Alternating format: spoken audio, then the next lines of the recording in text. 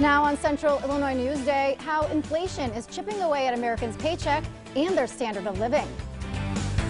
Then the state of real estate, why the market is cooling down and for how long. What if I told you that we were making lasagna without using any of the typical ingredients? Well, we aren't. Boy, is it tasty. Central Illinois News Day on WMVD starts now. Well, first this afternoon, another step towards improving cancer treatment in Central Illinois. Today, the first stages of installing a 100-ton proton particle accelerator at OSF's new cancer center. WMVD's Demetrius Sanders joins us live in Peoria with the latest. Demetrius? Well, Shab, after weeks of travel and some delays from Germany to Baltimore to Peoria, today the process of lowering the expensive piece of equipment into a concrete vault here at OSF actually moved fairly quickly. Now, the video on your screen is the lower section of the cyclotron that was placed into the vault. Now, this started right around 10 this morning and only took a few minutes once the crane lifted it into the air. Now, the top section was added a few hours later. Now, among those watching the 100-ton piece of equipment reach its final destination was Washington resident Charles Martin. He's a cancer survivor that traveled all the way to Houston to receive proton beam therapy. He says he's happy others in Central Illinois won't face that same obstacle. I've had it, and I know that it really works. I haven't had any trace of the cancer in 14 years. So to be here and see it coming to Peoria, that's great. Now, workers say the entire installation will take around a year to complete, and this large crane right behind me is expected to be brought down by Saturday. For now, reporting live in Peoria, Demetrius Sanders, WMVD News. Thanks, Demetrius. Well, the latest read on the job market is mixed. The number of new claims for unemployment benefits declined by 12,000 last week to 214,000. The decline was a surprise, and it's a sign companies are still reluctant to cut staff. The largest increases in new claims were in Florida, California, New York, Texas, and Pennsylvania. However, there's a sign that people are staying on unemployment longer. Economists were expecting continuing claims, the number of people still receiving benefits, to rise. And it did by 21,000 to 1.38 million. Well, a new report is showing how inflation is chipping away at Americans' standard of living. According to a report from Salary Finance, nearly 1 in 3 workers run out of money before payday. Now, that's including those earning more than $100,000. And nearly 3/4, or 72%, of consumers have less in savings than last year. And that's up 17% from February. The survey found 29% of respondents have seen their savings wiped out entirely. A separate report from LendingTree also found 40% of adults said they are less able to afford their bills compared with 1 year ago. And I-bonds are considered a safe investment and resistant to inflation, but they've still taken a hit. That's because the record high 9.62 interest rate on the bonds issued through November dropped to almost 7%. The new rate is below the 8.2% annual rate of inflation in September, which means when the rate is adjusted for inflation, you're looking at a negative interest rate. Now, while the rate change is significantly lower, experts say I-bonds are still one of the best investments out there. And a health alert, Unity Point Health and Tazewell County Health Department are partnering up to offer free mammograms tomorrow. Women ages 40 to 64 without insurance can drop by 3 Unity Point locations between 9 a.m. and 4 p.m. Those locations are listed on your screen now. And tomorrow is also National Mammography Day.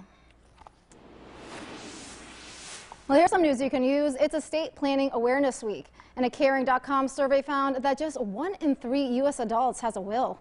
CBS News analyst Jill Schlesinger tells us why having one is so important.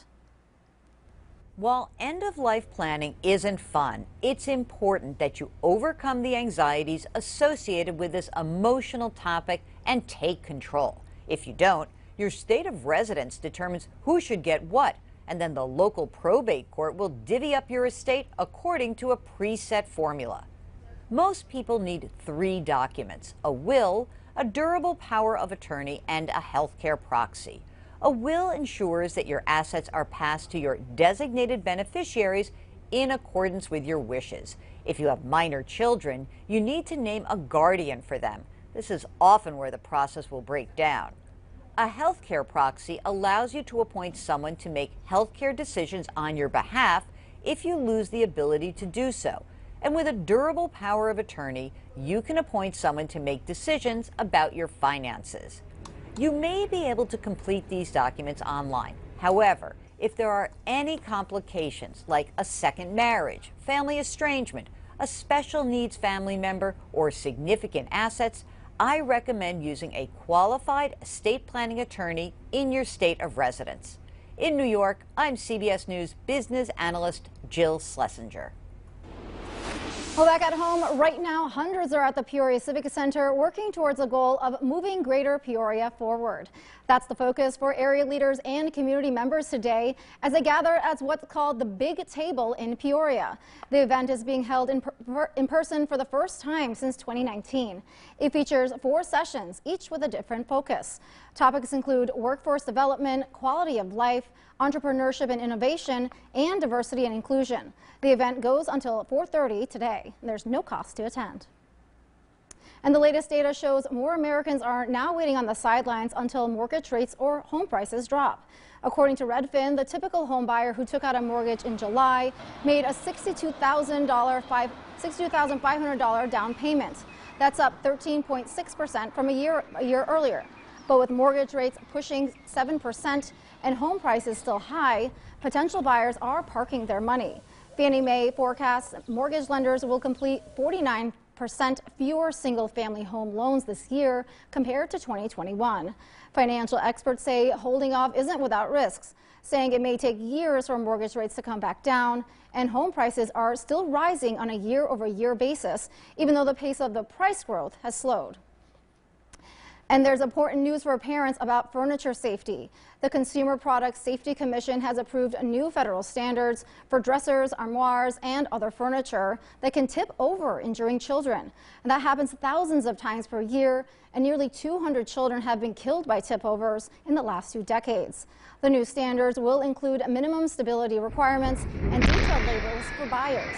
Patty Davis from the Consumer Product Safety Board explains the new guidelines.